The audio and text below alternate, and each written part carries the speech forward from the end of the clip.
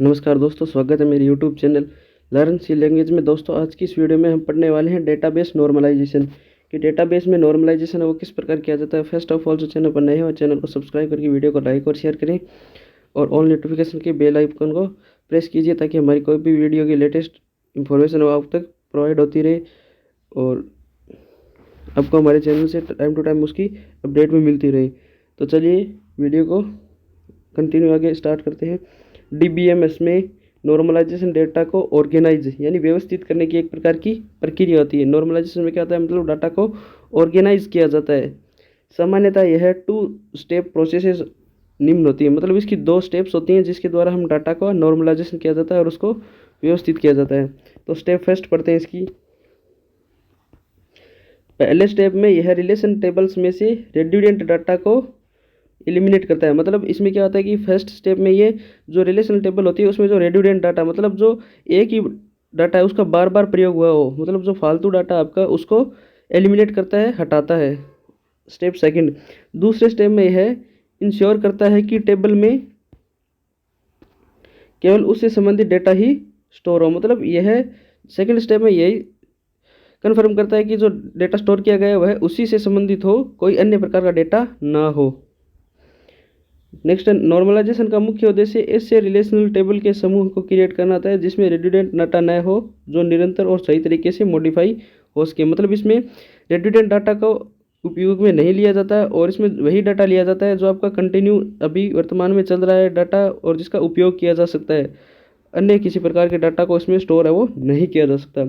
अब इसके कुछ फॉर्म्स के टाइप्स होते हैं नॉर्मल फॉर्म्स के, वो हम पढ़ने वाले हैं डीबीएमएस में। डीबीएमएस में नॉर्मल फॉर्म्स 5 प्रकार के होते हैं, लेकिन हम यहाँ पर 3 प्रकार के नॉर्मल फॉर्म्स के बारे में डिस्कशन करेंगे जिसको ईएफ कोड ने प्रस्तुत किया था। मतलब इसको ईएफ कोड नामक जो वैज्ञानिक है उन्होंने इसको प्रस्तुत किया था, जो नॉर्मल फॉर्म्स होती हैं इनको। तो इसकी फर्स्ट नॉर्मल फॉर्म में देखिए, फर्स्ट नॉर्मल फॉर्म इसको 1F भी बोला जाता है। एक टेबल तब फर्स्ट नॉर्मल फॉर्म में होता है जब वह रिपीटिंग ग्रुप्स को कंटेन नहीं करता। मतलब इसमें क्या होता है कि यह एक बार बार एक ही डाटा को यदि कोई भी टेबल स्टोर नहीं करे तो यह फर्स्ट NF के अंतर्गत आती है। वह रिलेशन या टेबल जो रिपीटिंग ग्रुप्स को कंटेन किए रहती है वह रिलेशन टेबल अननॉर्मलाइज्ड कहलाता है। मतलब जिस टेबल में जो ग्रुप्स होते हैं कंटेन किए हुए उनको बार बार रिपीटिंग होती रहती है उनकी, तो वह अननॉर्मलाइज्ड में आता है। मतलब उसको नॉर्मलाइज है वो नहीं किया जा सकता। ये थी इसकी फर्स्ट NF। अब आपकी सेकंड NF, इसको 2NF भी बोला जाता है।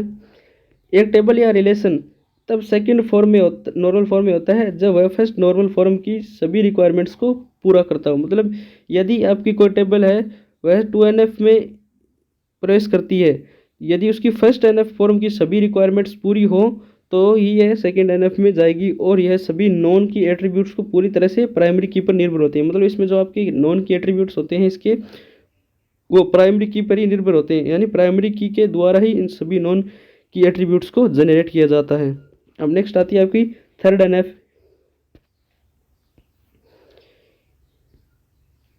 कोई टेबल या रिलेशन तब थर्ड नॉर्मल फॉर्म में होता है जब वह सेकंड नॉर्मल फॉर्म की सभी ज़रूरतों को पूरा करता हो। मतलब आपकी यदि थर्ड NF में यदि कोई टेबल आएगी या कोई डेटा आएगा तो वह सेकंड नॉर्मल फॉर्म के पूरे जो नियम होते हैं उनको संतुष्ट करना चाहिए तथा उसमें ट्रांजिटिव फंक्शन की डिपेंडेंसी नहीं होनी चाहिए। मतलब इसमें जो फंक्शंस होते हैं उनकी डिपेंडेंसी है वो आपस में किसी भी प्रकार की नहीं होनी चाहिए, तभी यह थर्ड नॉर्मल फॉर्म के अंतर्गत उसको इंक्लूड किया जाएगा।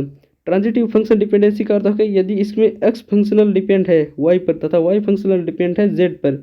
मतलब इसमें x है वह y पर होगा डिपेंड और y है वह z पर होगा, तो इस प्रकार की जो डिपेंडेंसी है वो आपकी ट्रांजिटिव फंक्शनल डिपेंडेंसी कहलाती है और ये थर्ड NF में नहीं होनी चाहिए, तभी ये आपका थर्ड NF के अंतर्गत यूज है वो किया जा सकता है। यहाँ पर x और y फंक्शनल डिपेंडेंस है z पर, तो z ट्रांजिटिव डिपेंडेंट होगा x और y पर। मतलब इसमें z भी है वो x और y पर आपका ट्रांजिटिव डिपेंडेंट होगा, तो इसको है वो थर्ड NF में इंक्लूड नहीं किया जाएगा। अब नेक्स्ट आती है आपकी फोर्थ NF। एक रिलेशन या टेबल तब फोर्थ NF में होती है जब वह निम्नलिखित कंडीशंस को सेटिस्फाई या संतुष्ट करती है। एक रिलेशन या टेबल तब 4NF में होती है यदि वह थर्ड नॉर्मल फॉर्म में हो तथा उसके पास कोई मल्टी वैल्यूड डिपेंडेंसीज ना हो। मतलब यह एक तो थर्ड नॉर्मल फॉर्म में होनी चाहिए और उसके पास में कोई भी प्रकार की मल्टी वैल्यूड मतलब एक से ज़्यादा वैल्यू की कोई भी डिपेंडेंसीज है वो नहीं होनी चाहिए, तभी यह 4th NF में आएगी और यह कंडीशन को सेटिस्फाई करेगी, तभी यह 4th NF के अंतर्गत इसको इंक्लूड किया जाएगा। अब देखिए मल्टी वैल्यूड डिपेंडेंसी क्या होती है, इसके बारे में हम पढ़ते हैं। मल्टी वैल्यूड डिपेंडेंसी तब होती है जब एक टेबल में एक से ज़्यादा इंडिपेंडेंट मल्टी वैल्यूड एट्रीब्यूट्स होते हैं। मल्टी वैल्यूड डिपेंडेंसी को इस चिन्ह के द्वारा शो किया जाता है। मतलब इसमें क्या होता है कि यह एक टेबल में एक से ज़्यादा यदि इंडिपेंडेंट स्वतंत्र मल्टी वैल्यूड एट्रीब्यूट होंगे तो यह मल्टी वैल्यूड डिपेंडेंसी कहलाती है। मतलब इसमें एक से ज़्यादा वैल्यूज़ है वो एट्रीब्यूट्स रखते हैं, तो यही होगी आपकी मल्टी वैल्यूड इंडिपेंडेंसी और ये उसके अंतर्गत नहीं होनी चाहिए। जैसे इसमें एग्जाम्पल दे रखा है आपका, उदाहरण के लिए कोई व्यक्ति अब मोबाइल कंपनी के प्रत्येक मॉडल के 2 कलर के मोबाइल बनाती है। मतलब इसमें 2 कलर्स के मोबाइल है वो कंपनी डिज़ाइन कर रही है। ये इसके मॉडल्स दे रखे हैं आपके और ये इसका मैन्युफैक्चरिंग ईयर मतलब कौन से ईयर में इसको मैन्युफैक्चर किया गया और यहाँ पर इसके कलर है वो डिस्क्राइब किया गया। फर्स्ट है वाइट और ग्रे, मतलब ये वाइट और ग्रे 2 ही कलर्स में मोबाइल को मैन्युफैक्चरिंग करती है, तो ये एक दूसरे से क्या होंगे डिपेंडेंट होंगे ये दूसरे पर। अब यहाँ पर मैन्युफैक्चर ईयर और कलर एक दूसरे से इंडिपेंडेंट हैं तथा वे मोबाइल मॉडल पर डिपेंडेंट होते हैं। तो हम इस प्रकार की डिपेंडेंसीज को निम्न प्रकार से प्रदर्शित कर सकते हैं। ये देखिए मोबाइल मॉडल मैन्युफैक्चरिंग और ईयर, इस प्रकार इनको शो किया जाता है फंक्शनल डिपेंडेंसीज को। अब नेक्स्ट आपकी आती है 5th NF। 5th NF क्या आती है देखिए, एक रिलेशन या टेबल में तब 5th NF होती है जब वह निम्नलिखित कंडीशंस को सेटिस्फाई करते हैं। मतलब इसमें भी कोई पर्टिकुलर कंडीशन है वो सेटिस्फाई की जाएगी। देखिए एक टेबल या रिलेशन तब 5th NF में होती है जब वह 4th NF को तथा टेबल में कोई नॉन लॉस डीकम्पोजिशन ना हो। मतलब इसमें क्या होता है कि कोई भी प्रकार की डीकम्पोजिशन है वो आपकी नहीं होनी चाहिए। डाटा का डीकम्पोजिशन नहीं होगा तभी वह आपकी 5th NF में होगी तथा यह एक कंडीशन और रखती है कि वह 4th NF में होनी ही चाहिए, उसके बाद ही वह 5th NF में इंक्लूड की जाएगी। अब आपका आता है BCNF। BCNF की फुल फॉर्म आपको यहाँ पर दे रखी है, बायोस कोडेड नॉर्मल फॉर्म। ये क्या होती है देखिए BCNF, BIOS code normal form 3NF का उच्चतर वर्जन है। मतलब इसको एडवांस 3NF के रूप में भी जाना जाता है, मतलब इसका एडवांस वर्जन होती है ये। वैसे तो वह टेबल या रिलेशन जो 3NF में होती है वह BCNF में भी होती है, परंतु BCNF के लिए विशेष कंडीशंस होती है जो निम्न प्रकार है। मतलब उस आपकी जो प्रत्येक टेबल होगी वह 3NF में तो होगी, मतलब वह BCNF भी होगी, परंतु उसके लिए एक विशेष कंडीशन है वो फॉलो करनी आवश्यक होती है, जो यह है कि देखिए एक टेबल या रिलेशन तब BCNF में होती है यदि प्रत्येक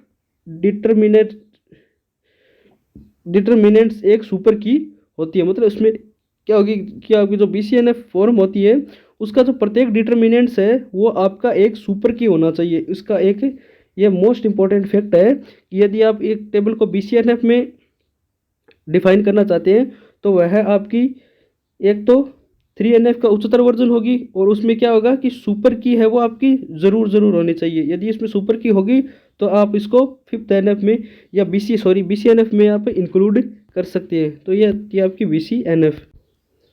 तो यह था आपका डेटाबेस का नॉर्मलाइजेशन, कि डेटाबेस को किस प्रकार नॉर्मलाइजेशन किया जाता है, उसके कुछ स्टेप्स थे, उसकी कुछ नॉर्मल फॉर्म्स थी। तो आई होप दोस्तों ये वीडियो आपको पसंद आएगा डेटाबेस के नॉर्मलाइजेशन का, और इससे संबंधित कोई क्वेरी या क्वेश्चन हो तो आप मुझे कमेंट सेक्शन में कमेंट करके पूछ सकते हैं। मुझको आपको यथासंभव जवाब दूंगा और उसका प्रत्येक को आपको इनिशलाइज करके बताऊंगा कि किस प्रकार है वो नॉर्मलाइजेशन इसमें किया जाता है। तो तब तक के लिए bye bye, take care, thanks for watching this video, keep supporting us.